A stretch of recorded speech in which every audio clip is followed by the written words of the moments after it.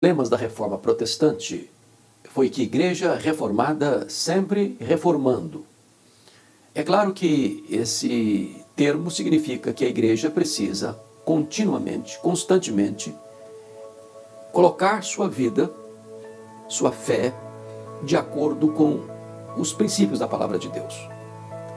A reforma não foi um desvio, foi um retorno. Não foi uma inovação, foi uma volta à doutrina dos apóstolos.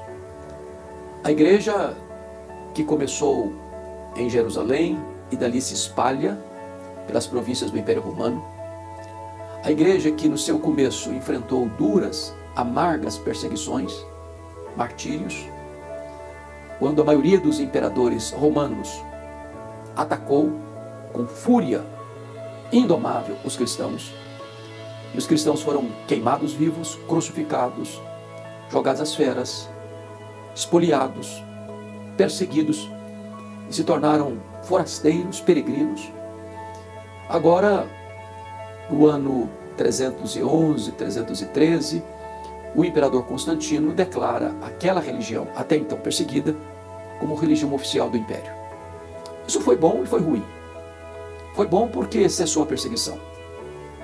Foi bom porque os crentes que tinham seus bens sequestrados tinham seus bens devolvidos.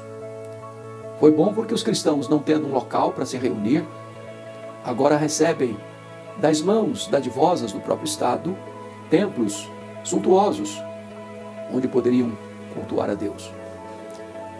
Porém, também foi ruim porque agora a porta de entrada da igreja não era mais a conversão, mas a conveniência. E agora ser cristão não era mais expor-se ao perigo e ao risco do martírio ou da perseguição, mas receber as benesses e os aplausos do próprio Estado. Desta maneira, não tardou para que as pessoas entrassem para a igreja cristã com a sua bagagem de paganismo, sem conversão. E a igreja foi sendo contaminada por doutrinas várias, estranhas, e a igreja foi se corrompendo, doutrinária e politicamente. Então, nós chegamos num longo período chamado de Idade Média, ou escolástica, ou chamado período das trevas, onde a igreja se fortaleceu politicamente e economicamente, mas ao mesmo tempo se corrompeu teológica e moralmente. Muitas doutrinas estranhas foram agregadas e a igreja perdeu sua fidelidade à palavra de Deus. Então, surge no século XIV e XV, no norte da Itália, um movimento cultural chamado Renascença. E a Renascença vai mexer com as estruturas do pensamento do seu tempo. E a Renascença, de certa forma, trouxe um impacto muito grande na área política, na área econômica, na área científica, na área artística e na área religiosa. Até então, a igreja tinha o controle de todas essas áreas. Mas a Renascença deu uma mexida nessa estrutura e a igreja perdeu a sua hegemonia, o seu controle sobre essas 5 áreas tão importantes. Parecia que o caminho estava sendo aberto para a reforma protestante. Vem então os pré-reformadores, John Wycliffe na Inglaterra, John Hus na Boêmia, Jerônimo Savonarola na Itália. E esses homens foram duramente perseguidos porque eles estavam pregando a mensagem evangélica pura e simples, sem o viés dos desvios doutrinários então prevalecentes. John Wycliffe foi perseguido, John Hus foi queimado na fogueira, Jerônimo Savonarola também morreu martirizado por causa da sua fé. Mas Deus já tinha preparado o cenário para a reforma, porque em 1450 Johannes Gutenberg vai inventar na Alemanha a imprensa.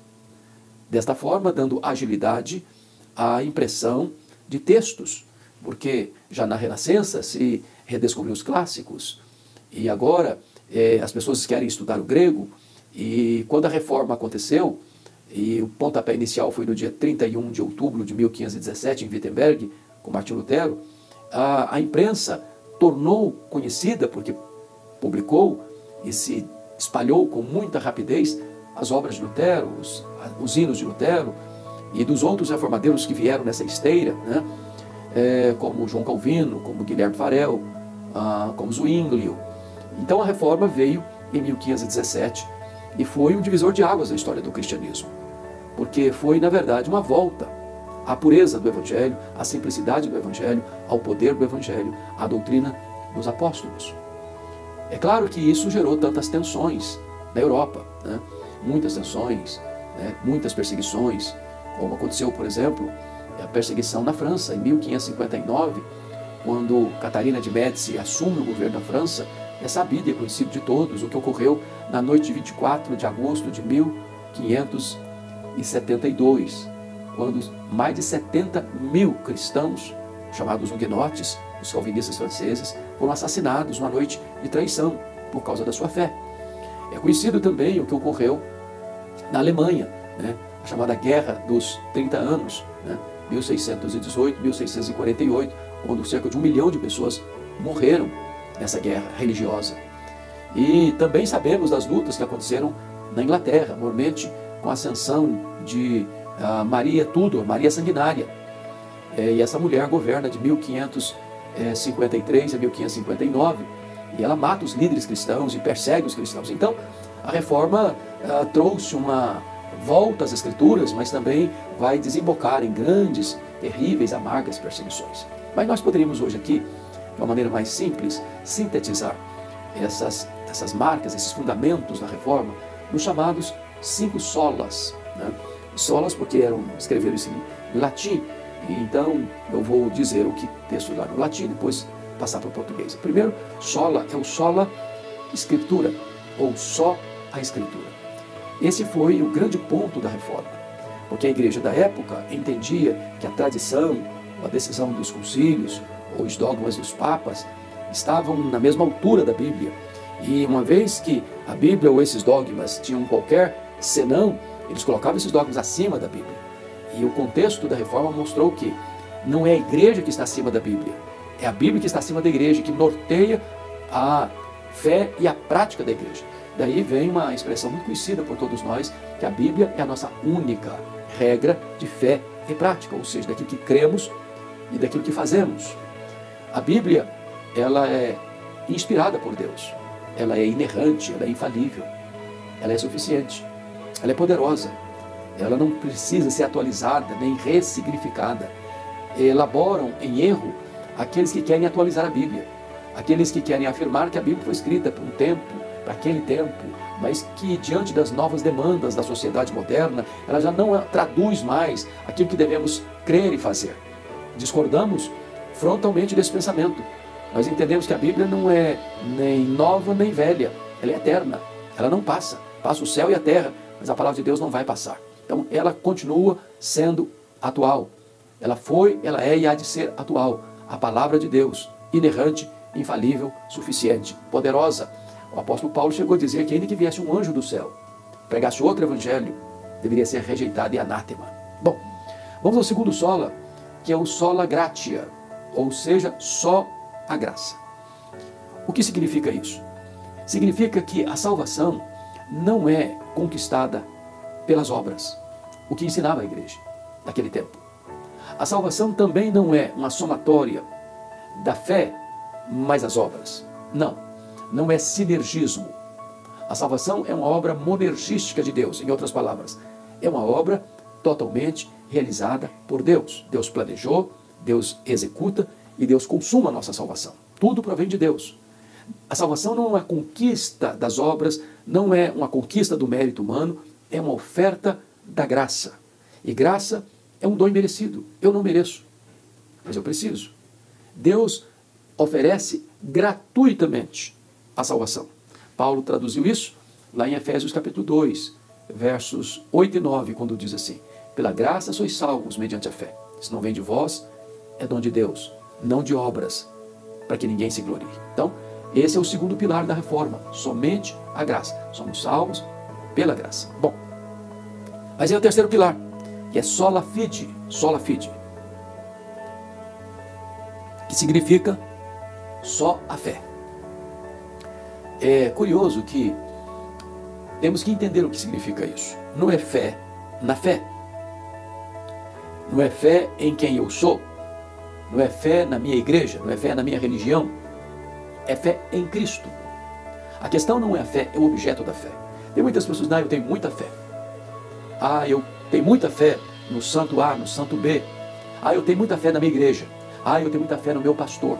Não se trata disso aqui. Fé é um assentimento intelectual de algo que você acredita, é um conteúdo objetivo. O objeto da nossa fé é o próprio Deus. Fé, mais do que um acervo intelectual, é uma confiança segura, absoluta, inabalável em Jesus Cristo. Então, entendamos, a causa meritória da nossa salvação é o que Cristo fez na cruz por nós e nos é oferecido de graça. A fé é a causa instrumental da nossa salvação, ou seja, este presente que é oferecido gratuitamente, a salvação, eu recebo esse presente pela fé. Eu vou ilustrar. Imagine você que esse aparelho, esse telefone, seja um presente, e o presente é a vida eterna.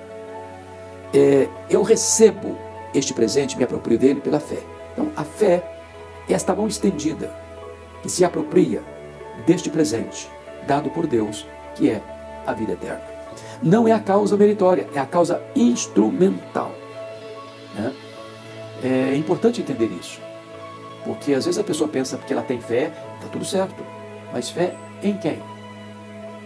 Jesus diz assim, quem crer em mim, como diz a Escritura, do seu interior fluirão rios de água viva.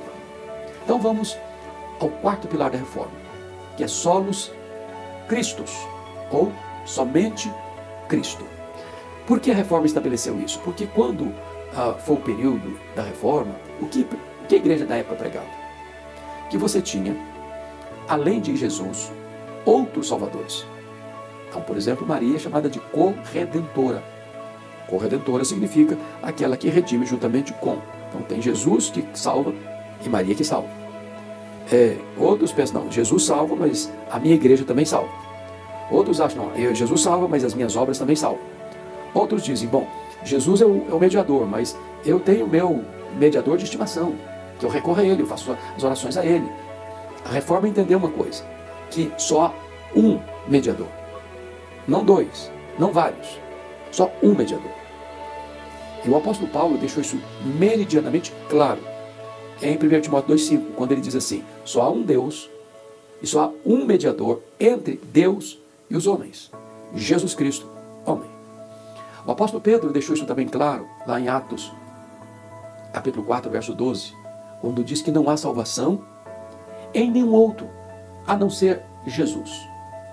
Jesus não é um dentre os vários que salva, ele é o único que salva. Aliás, foi ele mesmo que deixou isso claro. Lá em João 14,6 ele diz assim, eu sou o caminho e a verdade e a vida, e ninguém vem ao Pai senão por mim. Então não podia ser mais claro e mais categórico do que esta fala de Jesus. Também lá em João 10,9 ele diz, eu sou a porta. Se alguém entrar por mim, será salvo. Entrará e sairá e achará pastagens. Jesus é a porta da salvação, da libertação e da provisão. Mas finalmente, o último pilar, quinto pilar da reforma protestante é o soli deo gloria.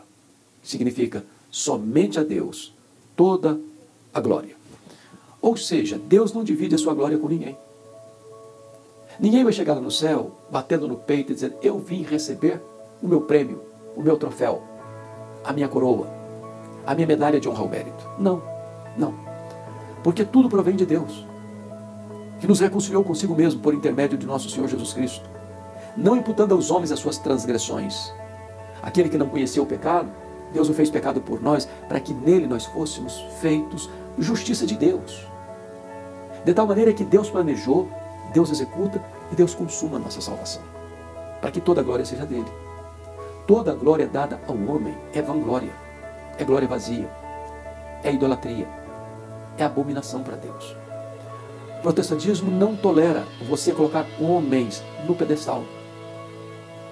Hoje, quando você vê essa distorção, igrejas que botam o seu pastor, o seu líder, o seu presidente, numa posição de destaque, quase que de veneração, isso está contra os princípios bíblicos, isso está contra os princípios da reforma protestante.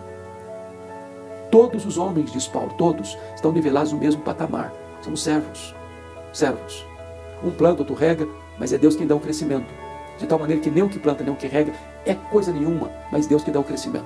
Então não há espaço na igreja de Deus para chefes, para caudilhos, para donos de igreja. A igreja só tem um cabeça, é Cristo. A igreja só tem um dono, é Cristo. A igreja só tem um que edifica, é Cristo. A igreja só tem um que protege, é Cristo. A glória pertence a Deus, porque tudo provém de Deus. Como o princípio lá era igreja reformada sempre reformando, hoje eu não tenho dúvidas de que no Brasil e no mundo a igreja precisa de uma nova reforma. Muitos se desviaram para o liberalismo, outros se desviaram para o sincretismo religioso, outros se desviaram para a secularização, outros se desviaram para um cristianismo mundano, apático, um cristianismo sem Cristo. Nós precisamos voltar às origens, precisamos voltar às Escrituras, precisamos de uma nova reforma. Mesmo aquelas igrejas que mantêm esses princípios no sentido de acreditar neles, mas deixaram de viver a vida plena que Jesus oferece, precisamos também de um grande reavivamento espiritual. Eu espero que estas breves reflexões possam ter ajudado a você a compreender um pouco mais e um pouco melhor os princípios e os pilares da Reforma Protestante.